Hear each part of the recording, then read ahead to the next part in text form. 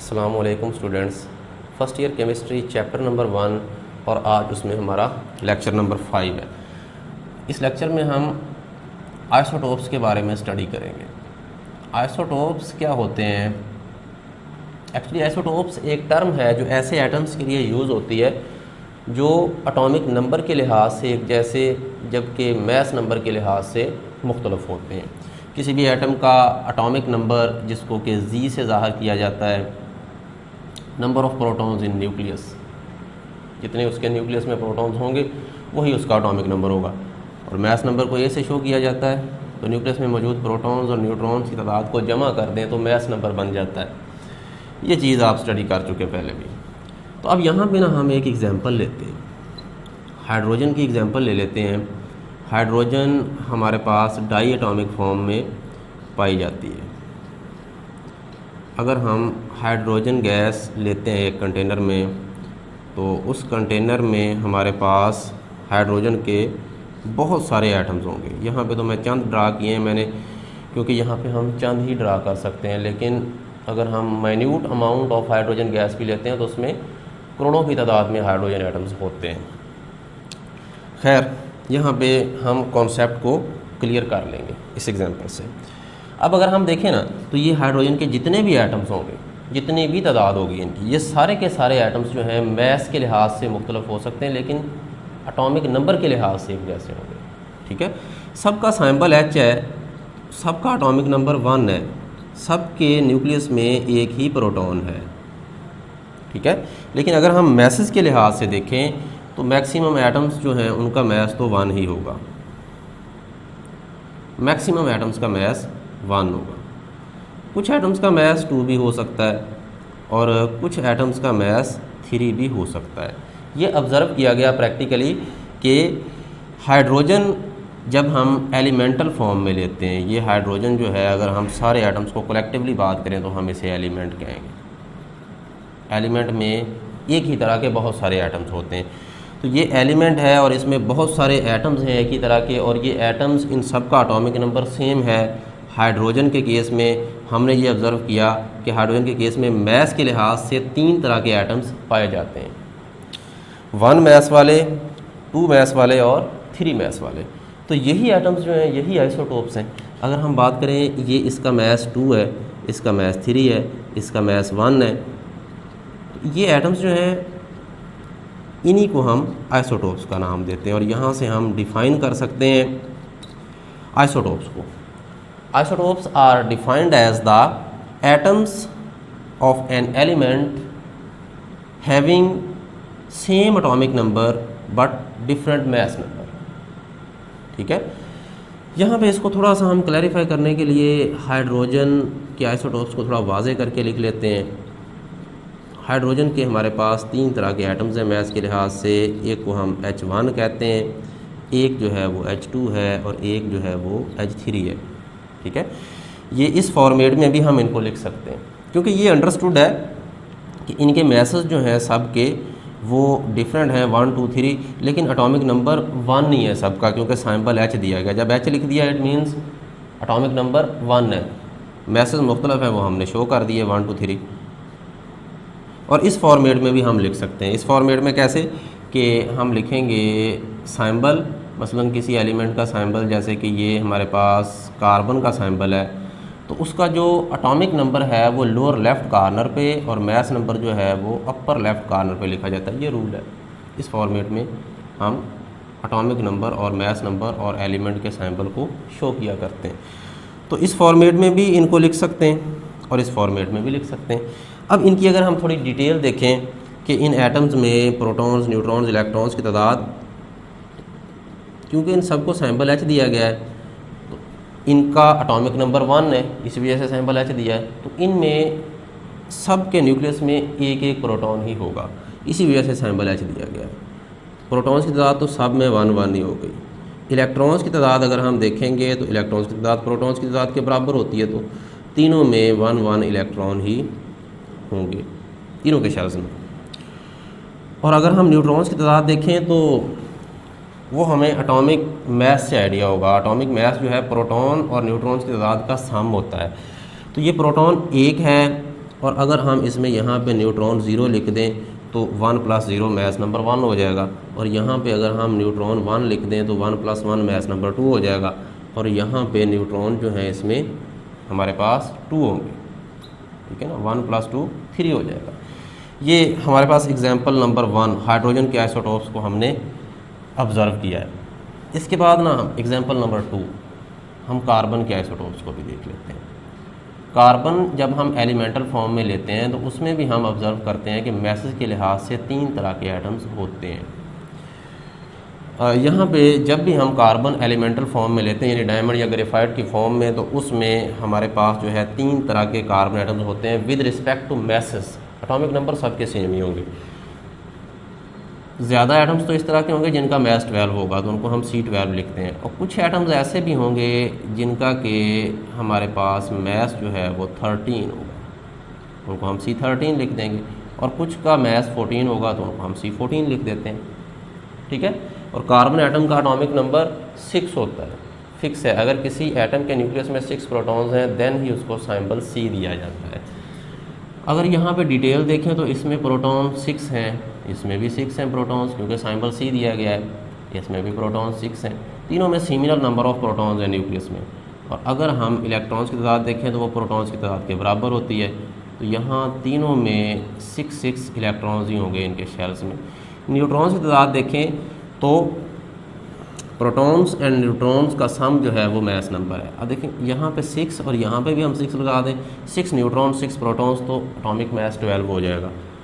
यहाँ पे हमें 7 लगाना पड़ेगा, इसमें 7 न्यूट्रॉन्स हमारे पास होते हैं, 6 + 7 13, तो इसमें 8 न्यूट्रॉन्स होते हैं। ये बाज़ औक़ात MCQ में पूछ लिया जाता है कि कार्बन 13 में कितने न्यूट्रॉन्स होते हैं।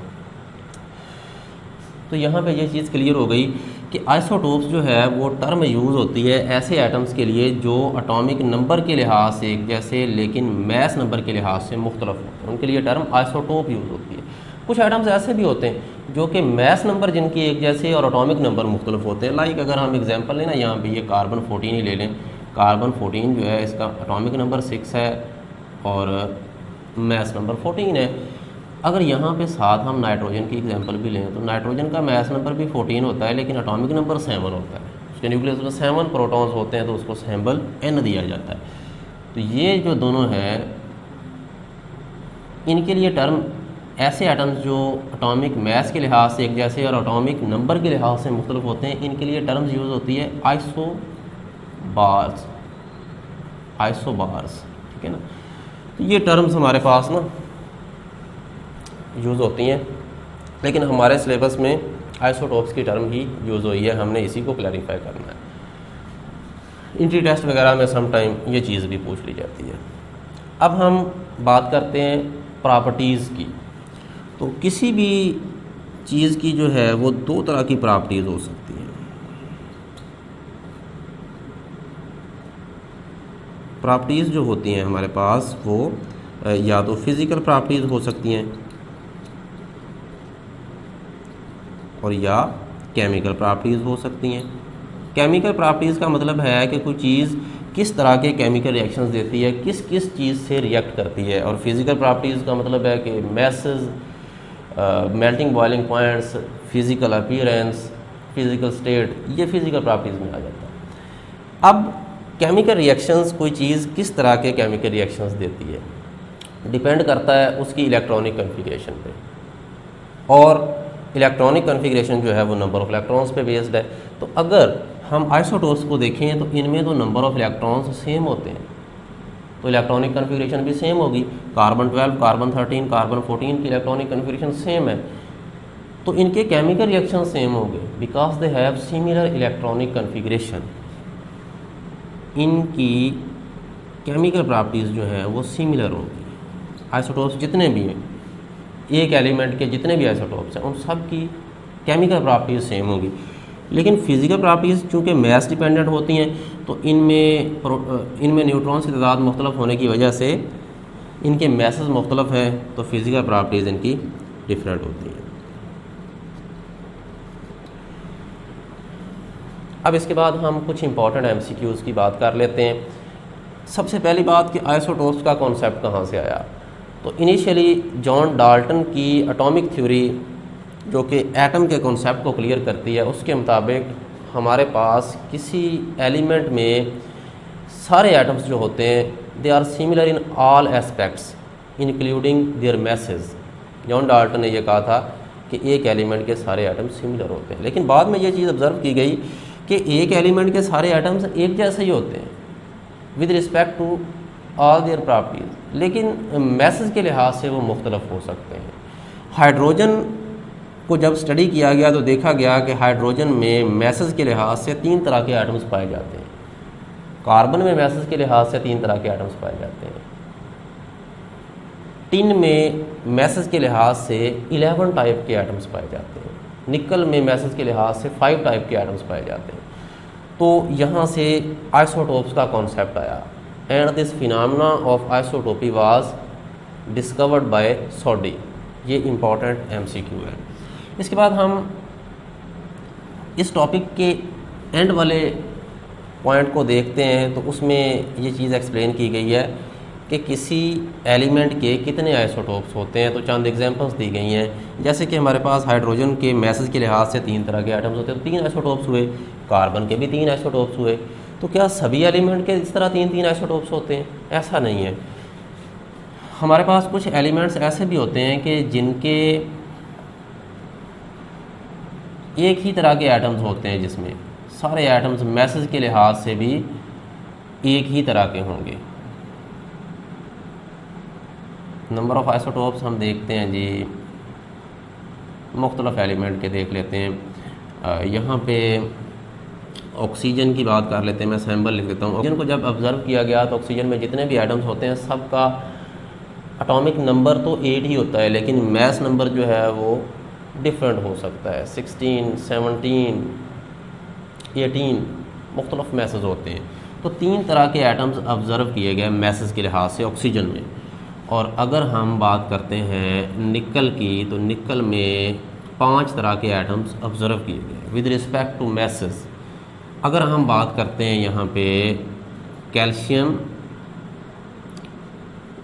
या पैलाडियम, इनके मैसेज के लिहाज से 6 टाइप के एटम्स हैं, ठीक है। अगर हम बात करें कैडमियम की, तो मैसेज के लिहाज से 9 टाइप के एटम्स होते हैं। कैडमियम एलिमेंटल फॉर्म में लेंगे तो उसमें सारे एटम्स एटॉमिक नंबर के लिहाज से एक जैसे ही, लेकिन मैसेज के लिहाज से उसमें 9 टाइप के एटम्स पाए जाएंगे। और इसी तरह से टिन SN है सिंबल, तो उसके आइसोटोप्स की तादाद 11 है, उसमें मैसेज के लिहाज से 11 टाइप के एटम्स जो हैं वो प्रैक्टिकली ऑब्ज़र्व किए गए हैं। तो ये चीज़ कि किसी एलिमेंट के कितने आइसोटोप्स हैं ये प्रैक्टिकली चेक किया जाता है। और एक बात और कि अगर हमारे पास हाइड्रोजन है तो उसके 3 आइसोटोप्स हैं। अगर हम हाइड्रोजन एलिमेंटल फॉर्म में लेते हैं तो उसमें 3 तरह के हाइड्रोजन एटम्स होते हैं with respect to their masses. तो अगर हम देखें तो 1 मैस वाला हाइड्रोजन प्रोटियम, 2 मैस वाला ड्यूटेरियम, 3 मैस वाला ट्रेटियम। तो ये है कि अगर हमारे पास हम परसेंटेज के हिसाब से लिखें कि हमारे पास 100 एटम्स हैं हाइड्रोजन के, तो कितने एटम्स ऐसे होंगे जिनका मैस 1, कितने एटम्स 2 मैस वाले, कितने 3 मैस वाले। ये चीज़ जब ऑब्ज़र्व की गई तो ये देखा गया कि 99% से ज़्यादा तो 1 मैस वाले एटम्स ही हैं। प्रोटियम की अमाउंट ज़्यादा होती है और ये कुछ मिकदार में पाए जाते हैं, ये बहुत ही रेयर है, बहुत कम मिकदार में पाए जाते हैं। इसको कहते हैं रिलेटिव अबंडेंस ऑफ आइसोटोप्स। ये हम नेक्स्ट लेक्चर में स्टडी करेंगे।